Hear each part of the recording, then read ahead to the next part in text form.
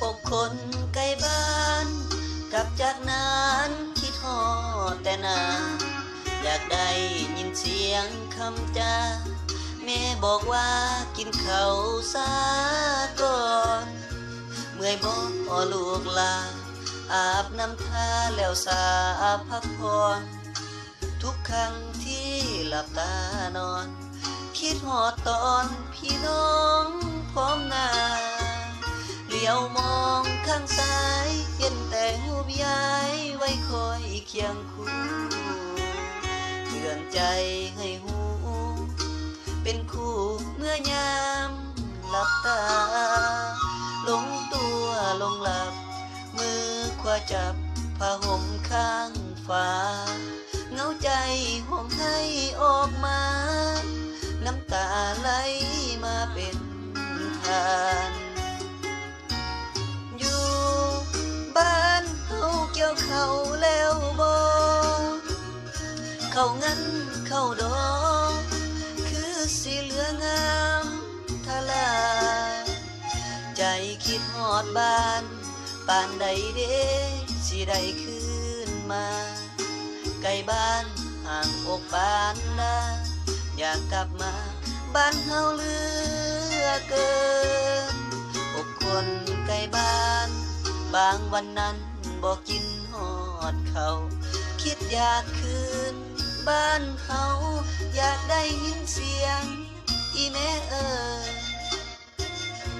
ไปลูกไปนะอย่าสุซาสิบ่ทันเพิ่นอุกใจห่วงใยเหลือเกินถ้ามีเงินสิคืนบ้านเฮา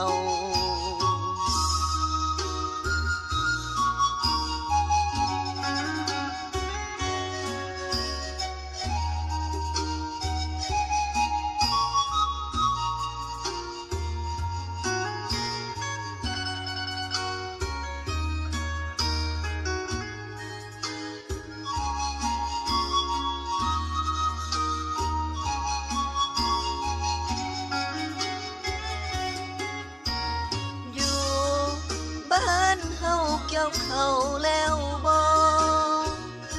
เขางั้นเขาดอกคือสิเหลืองามทลาใจคิดฮอดบ้านปานใดเด้สิได้คืนมาไกลบ้านห่างอกบ้านดาอยากกลับมาบ้านเฮาเหลือเกินอกคนไกลบ้านบางวันนั้นบอกกินฮอดเขาคิดอยากคืนบ้านเฮาอยากได้ยินเสียงอีแม่เอิญไปลูกไปนะอย่าสุซาสิบ่ทันเพิ่นอุกใจห่วงใยเหลือเกินถ้ามีเงินสิคืนบ้านเฮา